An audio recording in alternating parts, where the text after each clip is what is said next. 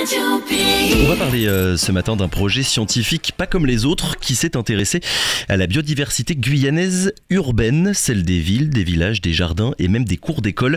Une biodiversité accessible à tout le monde, finalement observable par tout le monde, avec une double particularité pour ce projet biodiversité urbaine de Guyane. C'est d'abord qu'il a été mené à grande échelle en incluant le public, c'est ce qu'on appelle une expérience scientifique participative. Et puis autre particularité et pas des moindres, c'est que l'expérience s'est penchée sur des espèces qui d'habitude indiffèrent le grand public, à savoir les fourmis et les champignons. Pour en parler, nous sommes ce matin et par téléphone puisqu'elle est à Kourou avec Marie-Lou Hirk. Bonjour. Bonjour Victor, bonjour à tous. Merci beaucoup d'être avec nous ce matin et d'avoir accepté notre invitation. Marie-Lou Hirk, vous êtes ingénieure en sciences participatives. Vous êtes arrivée dans ce projet en janvier dernier. On va remonter, pour que tout le monde comprenne bien, on va remonter au tout début de ce projet, à l'idée même de s'intéresser, comme vous le dites, à la biodiversité urbaine de Guyane. C'est vrai qu'habituellement, quand on parle biodiversité, plantes, animaux, milieux naturels, on pense tout de suite, encore plus en Guyane qu'ailleurs, on pense tout de suite à la forêt, aux espaces naturels, loin des hommes, j'ai envie de dire. Pourquoi, pour quelles raisons est-ce que ce projet a décidé de se pencher sur les milieux urbains ? Alors pour plusieurs raisons. Déjà, comme vous dites, c'est vrai qu'on se penche souvent sur la biodiversité des forêts et on l'étudie énormément, mais finalement, il n'y avait jamais d'études à proprement parler qui avaient fait un grand état des lieux comme ça des villes. Et les villes, en fait, ont une biodiversité bien à elles parce que de par l'urbanisation, de par les activités humaines, forcément l'environnement va changer, il va faire beaucoup plus chaud, ça va être beaucoup plus sec. Donc on va avoir des assemblements, des assemblages, on va dire, d'espèces complètement différents. Et en plus de ça, dans les villes, donc qui dit ville, dit aussi humain. Et les humains aiment beaucoup voyager par bateau, par avion, etc. Et donc on va avoir tendance, sans le faire exprès, ou en le faisant exprès d'ailleurs, ça dépend, à ramener des espèces qui viennent d'autres pays, d'autres continents. Et ces espèces, donc on dit exotiques, peuvent devenir envahissantes, et les espèces envahissantes, c'est une des causes majeures de perte de biodiversité. Donc c'est très important de les connaître et de les localiser. Du coup, vous avez couvert quelle zone géographique précisément en Guyane pour ce projet ? Alors, ce qui se passe, c'est que je lance un appel à participation déjà auprès de tous les scolaires et auprès de tous les citoyens de façon générale. Et après, me répond qui veut. Alors, suite à ces lancements d'appel à participation, pour le moment, j'ai pu aller dans des écoles depuis Camoki jusqu'à Saint-Laurent, en passant par Regina, Roura et toute la côte. Donc, Rémire, Matoury, Cayenne, Kourou énormément vu que je suis basée ici, Mana aussi. Donc le but du jeu, c'est vraiment de couvrir un maximum de communes, donc pas forcément des grandes villes. Et là donc j'attends encore des réponses de Grand Santi, Papaïcheton, Maripasoula pour l'année prochaine. Alors, on va s'intéresser du coup à votre domaine de recherche, on va dire. Pourquoi est-ce que vous avez choisi les fourmis et les champignons comme sujet d'étude, les deux ensemble ? Alors les fourmis et les champignons, en fait, ce sont des êtres vivants qu'on a tendance à négliger parce qu'on les voit pas forcément, on a du mal à s'identifier à eux, c'est pas un joli bébé jaguar forcément, du coup on les regarde moins. Et cependant, ils sont quand même très très importants pour les écosystèmes. En fait, ce sont vraiment des ingénieurs des écosystèmes, c'est-à-dire que ils vont être des éléments majeurs dans le recyclage de la matière organique, donc tout ce qui est feuilles mortes, cadavres d'animaux, etc. En fait, si les champignons et les fourmis n'étaient pas là pour les consommer, les couper en tout petits morceaux, on va dire, et remettre tous ces éléments nutritifs dans le sol à disposition des plantes, on verrait s'amonceler une quantité énorme de déchets organiques dans les forêts ou même dans nos cours d'immeubles ou dans nos rues. Et mis à part ça, ils vont donc nourrir le sol, les fourmis vont aérer le sol. En fait, on parle beaucoup des vers de terre pour ce qui est du sol, mais les fourmis, elles font un travail au moins aussi important. Les champignons, ils vont aussi être là pour aider les plantes à se nourrir. On appelle ça les champignons mycorhiziens. Ils vont s'associer aux racines des plantes et les aider à aller chercher des nutriments et de l'eau beaucoup plus loin que ce qu'elles pourraient faire autrement. Et ça va être aussi des éléments très importants dans la régulation des populations d'insectes. C'est-à-dire que en parasitant des insectes, dans le cas des champignons, ou des plantes d'ailleurs aussi, ou en se nourrissant d'insectes dans le cas des fourmis, en fait, elles vont limiter les populations. Sinon, on aurait des populations, je sais pas, de sauterelles, de cafards qui pulluleraient si les fourmis et les champignons n'étaient pas là pour limiter ces populations-là. Oui, du coup, c'était volontaire aussi de prendre des espèces qui n'excitent pas les foules, on va dire. Dès qu'on parle de biodiversité, de vivants, on va penser, en Guyane, on va penser aux tortues, aux jaguars, aux serpents, et finalement, on va délaisser le reste des autres espèces qui sont tout aussi importantes, peut-être même plus que les autres. Oui, voilà, tout à fait. En fait, on voulait vraiment sortir de ces espèces emblématiques, qui attirent l'œil et dont on parle énormément. Et se pencher un petit peu sur ce qu'il y a sous nos pieds, ce qu'il y a partout. En fait, constamment, on vit avec des fourmis et des champignons. Enfin, qui n'a pas de fourmis sucre dans sa maison, qui n'a pas de champignons dans son frigo quand un fruit moisit. Enfin, vraiment, ils sont partout. Et encore une fois, ils ont des fonctions écologiques énormes. Et l'idée, c'était vraiment de les rendre aussi attirants que pourrait l'être un jaguar, une tortue-lutte, etc. Alors, je suis tombé sur ce chiffre qui a quelques années, donc vous allez me dire s'il est encore d'actualité. 80% de la biodiversité de la Guyane reste encore à découvrir, rien que sur les insectes par exemple.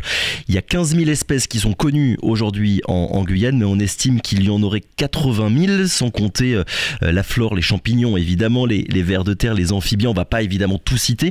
L'objectif de ce projet, c'était aussi de mettre l'accent sur cette réalité-là pour rappeler combien, la connaissance scientifique en Guyane a encore des années et des années de travail. Oui, tout à fait.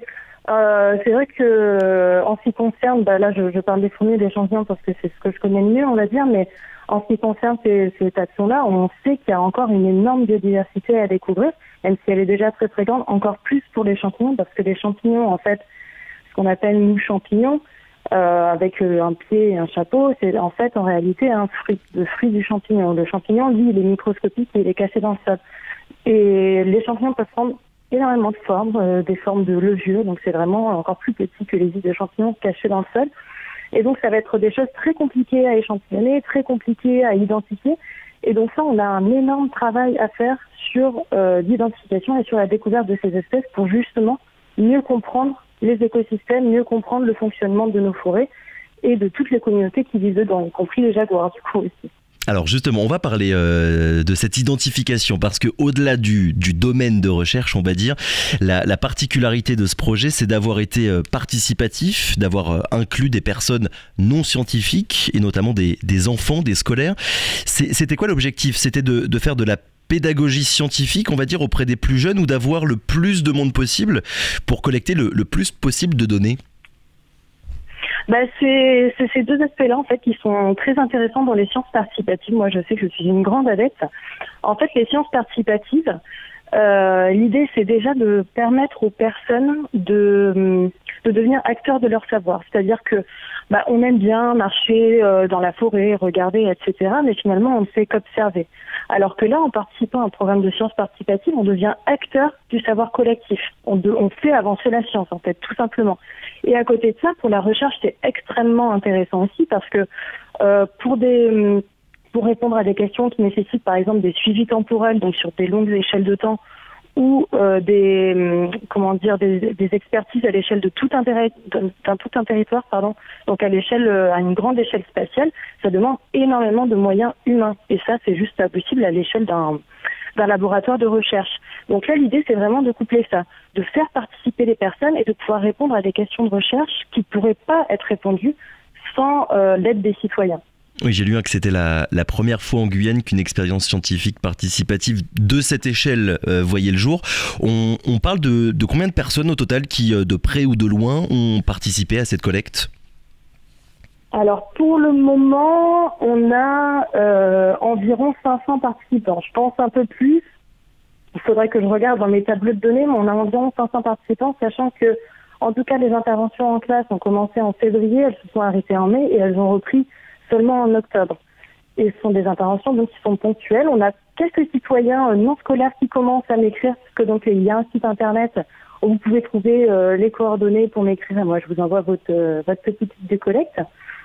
Et du coup, on commence à capter pas mal de public. Donc déjà 500 participants, c'est très bien. Et j'en attends au moins le triple pour l'année prochaine. Alors du coup, 500 participants avec pour la plupart des élèves, des enfants. Concrètement, comment est-ce que ça s'est passé pour qu'on visualise bien la manière avec laquelle ce projet a été mené? Qu'est-ce qui a été fait? De quelle manière est-ce que vous avez travaillé avec le grand public pour cette collecte?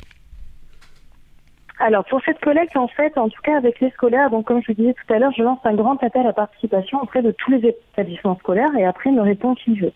Les personnes qui sont intéressées, à ce moment-là, j'interviens dans leur classe. Donc je fais une petite intervention. J'interviens aussi, par exemple, pendant la fête de la science, et là c'est l'occasion d'aller à la rencontre de tous les citoyens, pas que les scolaires. Et donc à l'occasion de ces interventions-là, en fait, l'idée c'est vraiment d'éveiller la curiosité des jeunes ou des personnes de façon générale. Montrer que en fait les fourmis et les champignons ça regorge de biodiversité, d'une diversité de formes, de couleurs, d'histoires complètement farfelues mais pourtant qui sont vraies et qui se cachent encore une fois dans nos jardins ou dans la cour de nos écoles. Et à cette occasion-là, je donne des kits de collecte aux personnes. Donc les kits de collecte, en fait, c'est un petit sac avec un protocole, donc les différentes étapes à suivre, et une fiche de terrain à remplir très très simple. Donc qui a collecté, où ça, quand ça, etc. Si c'était sur un arbre, si c'était dans la pelouse. Un petit tube pour mettre les fourmis et une pince pour collecter les fourmis. Et en ce qui concerne les champignons, alors comme je vous disais, en fait, ce qu'on appelle champignon, c'est en réalité un fruit, donc comme une mangue n'est pas là toute l'année, le fruit d'un champignon n'est pas là toute l'année. Donc, ce qu'on fait, c'est qu'on collecte, en fait, du sol, de la terre, qu'on va mettre dans un petit sachet. Et après, ces kits-là, une fois que, donc, les élèves ou les gens ont fait leur collecte, donc, ont pris leurs fourmis et ont pris du sol, moi, je récupère, donc, ces éléments-là et on les traite en laboratoire. Donc, en ce qui me concerne, je m'occupe de l'identification des fourmis à la loupe binoculaire. Et en ce qui concerne les échantillons de terre, en fait, ce qu'on va chercher, c'est des fragments d'ADN. Un peu comme des codes barres. En fait, on va avoir des petits fragments d'ADN qui vont coder pour une espèce, comme un code barre va coder pour une boîte de champignons, par exemple. Et ces petits fragments d'ADN, donc, on va les extraire du sol et on va les faire coller avec une base de référence dans laquelle chaque code barre correspond soit à un nom de fourmi, soit à un nom de champignon. Ouais, donc une première partie en fait sur le terrain et le reste ensuite en laboratoire. Comment est-ce que ça se passait avec les enfants? C'est vrai, dès qu'on parle d'expérience scientifique, on a l'impression que les protocoles de recherche et les protocoles de collecte sont précis, rigoureux. Ça s'est passé comment du coup avec des non-professionnels de la science? Alors, malgré tout, justement, on insiste bien sur la rigueur scientifique, et même si le protocole est très simple, ça n'empêche pas qu'il soit rigoureux. Donc, on va avoir toujours les mêmes types de questions. Pour ce qui est des scolaires, j'insiste bien auprès des enseignants de bien regarder que les enfants aient bien rempli leur fiche. Pour les adultes, c'est plus simple.